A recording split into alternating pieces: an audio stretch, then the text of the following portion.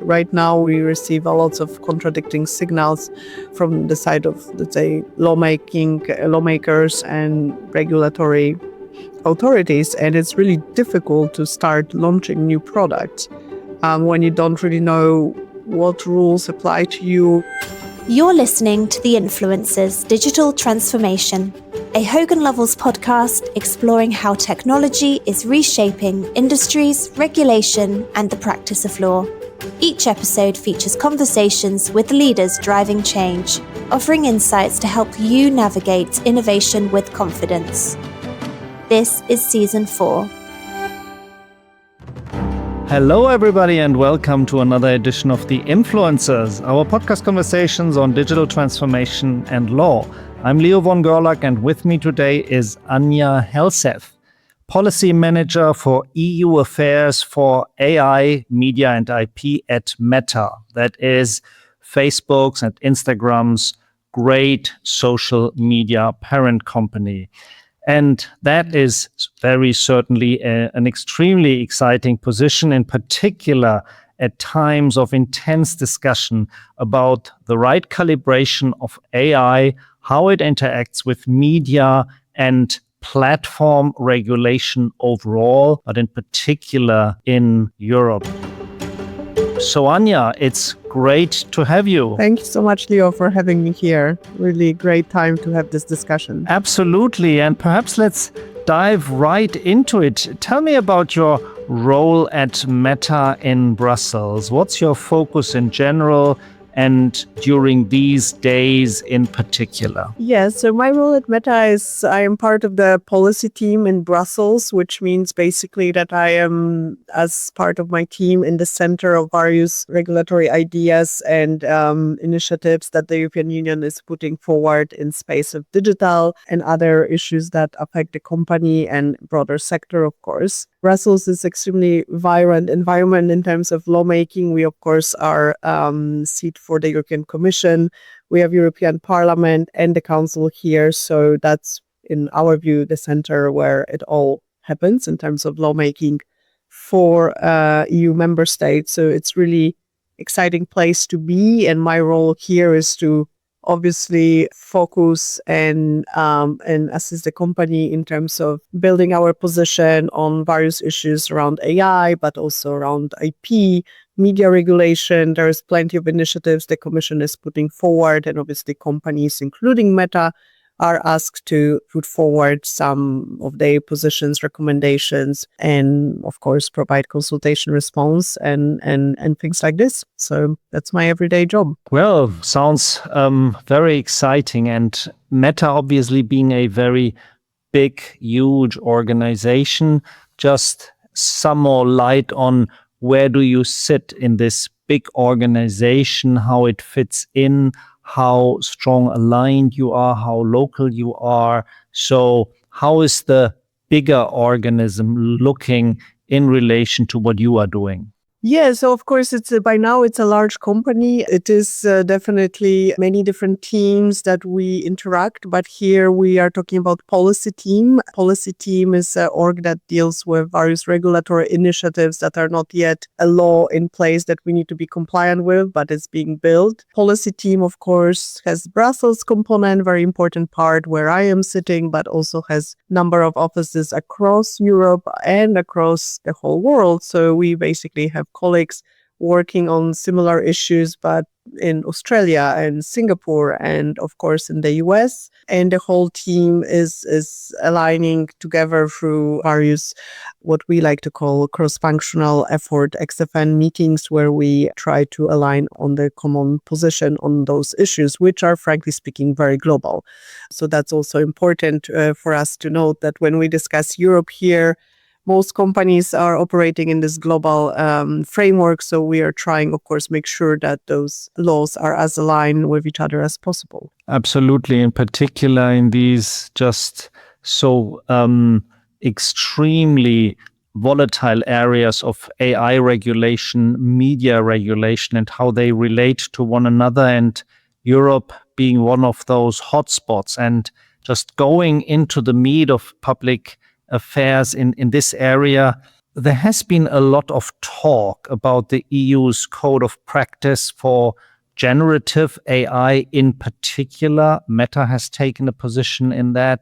So just share with us your position, your thinking towards this latest activity coming from the European Commission. Yeah, of course. So AI Act has been, of course, agreed quite a while ago. And unfortunately, already by now, we think it's a little bit outdated. The technology moves really fast in this space. And it was perhaps a bit premature to regulate some of those aspects that pertain to GPI models. So that the models that have general purpose AI in mind. But of course, now we are with the process of working on the code of practice.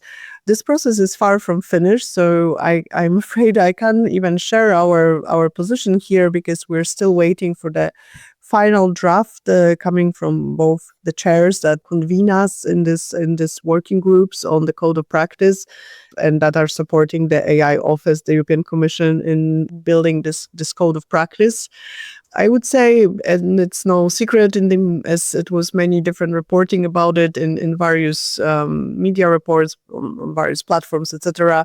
The process is quite complex. It involves a lot of players, not just AI companies, but a lot more players, and therefore passing feedback and getting, let's say, heard is increasingly challenging. So we'll see where this process lands. We expect to see the final draft of the code of practice quite soon. And then I think we will all provide some final rounds of comments. But right now, the process has been rather difficult, Leo, I have to say. And you said that you thought, and you share that with many others, that the activity by the European legislator may have been a little bit premature, in particular in the area of generative AI. And I also understand, well, some of the criticism is around some over-regulation for something that is really very high upstream and therefore a little bit application agnostic. And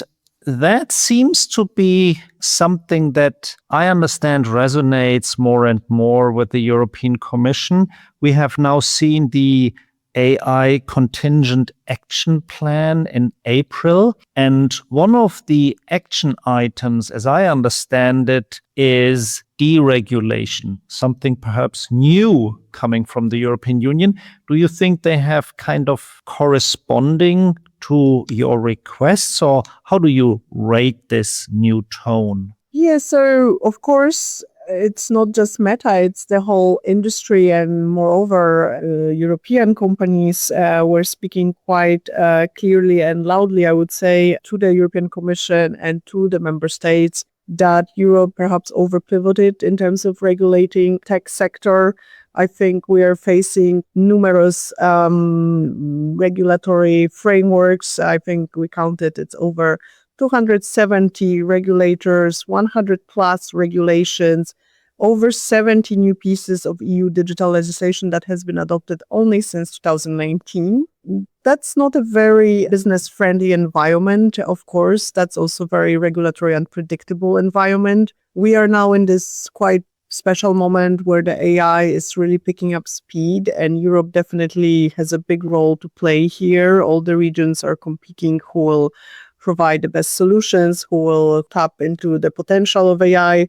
You can do it in different ways. You can do it by building your own model. But for example, for models that are open source, like Meta's model, other applications can, of course, use it for free, use it without license. That's the whole concept of open source.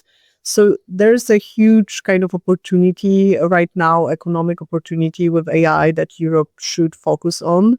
Instead, as I said, there was a lot of regulatory regime being proposed in the past few years, which in the end creates the situation that the market is not growing as expected and companies are feeling the pressure. And of course, certain, strong messages have been passed to the European Commission on European side as other side as well, to kind of have this moment of pause and rethinking whether we really need every time some new technology appears, whether immediate solution is to have a new regulation or whether we can, take time and kind of see where this can go. So obviously AI continent that you referred to, there is a part which talks about apply AI, and I know the Commission is thinking a bit there how to revisit this, how to maybe include some of the legal acts into this digital omnibus. We obviously very much, appreciate this, and we definitely call for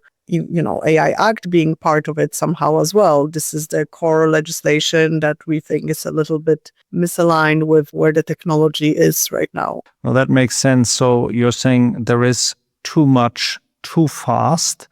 But then perhaps the question in response, something needs to be regulated because there are some issues, and in particular, some media-related issues coming with the broader use of artificial intelligence. You also mentioned open source applications and the open source just whole system that Meta has invested into. How would you just rearrange the pieces in a way that regulation makes sense in a more basic sense, that this is what one need to have, this is one how should be responded to different types of artificial intelligence, possibly using different systems? Obviously, on the broader side of tech regulation, there was these two reports that have been made by former Prime Minister Draghi and former Prime Minister Leto. I think there was a lot of helpful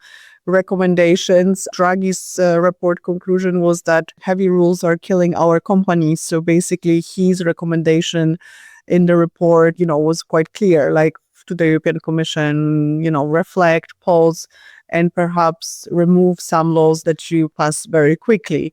Commission is trying, of course, to do that. We just generally think that AI Act should be part of that discussion, in a sense that the chapter on GPI, so on general providers of AI, is something that was added very quickly in the final almost moments of negotiations. And when things are added quickly without, enough time to consider, then the consequences sometimes can be quite, negative for the general, uptake of AI and applications here in Europe.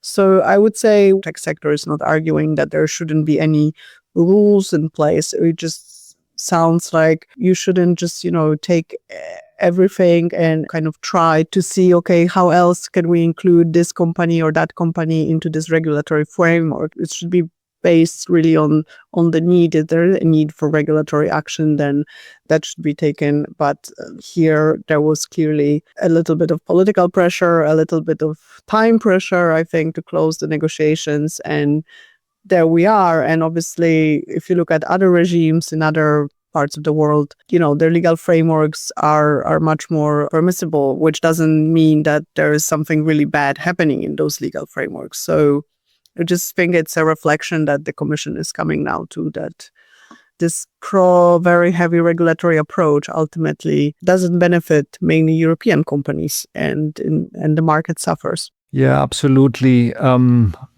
Generative AI was squeezed into the regulation at the very last moment. And then we now see these code of practices which give further emphasis to this. And it all just reinvigorates the question, does that really make sense, given that the technology is still A, so young, and B, just having that general purpose character not really fitting into the otherwise existing architecture of the European AI regulation. But still, the question is, what should come instead? Would that be self-regulation, where you say, yeah, let us time to look after ourselves and get to grips of how we can best be responsible with these systems that we develop? Look, I think the idea that the Commission initially had was based on risk, and the risk factors were something where they were defining the need for regulatory frameworks, so high-risk applications. And those ideas were perhaps, that the Commission started with was something that was perhaps needing regulatory action, but it really expanded beyond that and it went really, really broad. And of course, right now, the unintended consequences are only visible now. So of course, now it's late because we have the regulatory act in place, which doesn't mean that, of course, the Commission cannot take a moment and kind of, make a pause and reflect and perhaps adjust. But, we need to remember that the initial proposal on AI Act, but also on many different laws that were proposed, looks initially quite different than what the end result is, where you rush things in, not enough time for various, assessments and input from, neutral stakeholders, but it's more very political, often very driven by time constraints. And the results are not great for the EU lawmaking ultimately. We have plenty of examples. I'm sure European companies have plenty of examples of very onerous reporting obligations, contradicting provisions, regulatory frameworks where regulators have very similar competences. So there's competence creep between regulatory authorities. This is an issue, but of course, it doesn't start perhaps with the bad proposal. Sometimes the proposal itself is perfectly fine. It's just things are being rushed in. And then we end up with models being regulated, those that, serve people how to write an email. I mean, this is a very different model than some of the high-risk AI cases we were discussing when we were starting with the proposal. And would that mean that your kind of best piece of advice to the Commission would be to simply press the pause button for now? Or would you still at least just encourage some sort of self-regulation towards which big model developers should be felt encouraged to? So I think the first step would be the pause button indeed, because the implementation time is running and it's clearly defined in the law. And, without pause, you can't have a real discussion because, again, you are under very strict time pressure. Once you have a pause, then you can, rethink whether all the provisions needed regulatory attention and see what can potentially move to exercise such as, digital omnibus or things like this. Can be considered some self-regulatory action, what you suggest, but it's also, I think the first discussion should be rather about what is the purpose, what are we regulating for, what are the risks, whether there are any risk, and if so, are we having assessment of them? So things like this, the steps that you normally take when you start regulating any kind of system. Here, I think it was a little bit missing. So I think the first step would be, okay, let's pause and actually have a reflection and then see what we can do. I wouldn't maybe jump to immediate conclusions. What should it be no regulation, self-regulation, co-regulation? I mean, this would come after, but I think right now the industry is more concerned about the implementation time running. So in just assuming we get some pause, we get some more deregulation in the spirit of the Continent AI Action Plan, who would be the prime beneficiary of that? Model developers, just like Meta, more the downstream application developers, or even the users, or would that be evenly spread? What is your best guess on how that would translate into real benefits for those who participate in the system? I think it would benefit generally the economy, so like everyone in some way or another. I think right now, because there is a regulatory heavy regime, very unclear, some products are delayed in the entry into the market.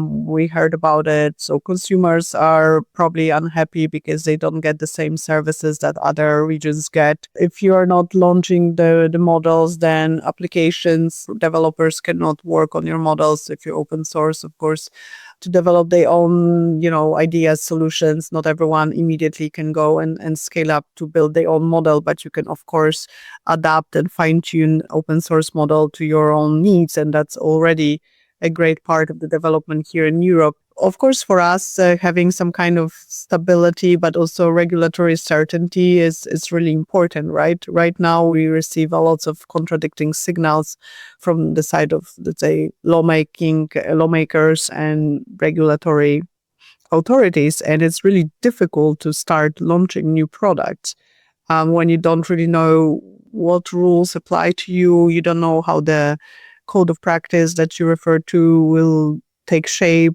There's so many stakeholders involved in drafting it, but ultimately the rules are just for you, right? So it's lots of stakeholders were involved in drafting the various reiterations of the code of practice, but actually the compliance effort is on the AI companies, which kind of puts a lot of question marks. How do you build the next model? How do you reiterate the next model? So these are the concerns that I think if Europe would change the regulatory mindset a bit, would ultimately benefit the whole ecosystem, from consumers, users, up to businesses that develop applications, and up to the, of course, model providers. And ultimately, I think we all want to be successful in terms of attracting AI into our region. I know UK is trying to do that. I know, of course, US is trying to do that. Other regions are trying to do that. So Europe, with creating a really burdensome regime, is doing something that is, I would say, counterintuitive perhaps to where the rest of the world is going.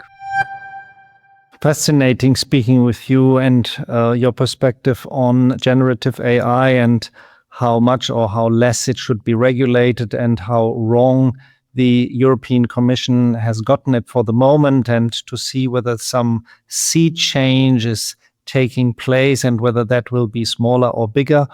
All that is very, very interesting to watch, and therefore it was all the better to have all your insights. Terrific speaking with you, Ania. Thank you so much. Thank you so much for being with us and sharing all your insights. And thank you everybody for listening in, and hope to see you soon at the next edition of The Influencers that is coming up soon. Until then, take care. Goodbye. Thank you so much. Thank you for listening to The Influencers Digital Transformation from Hogan Lovells. To explore more insights and resources on emerging technologies, visit digital-transformation-academy.com. Follow the podcast on your preferred platform to hear future episodes as soon as they're released.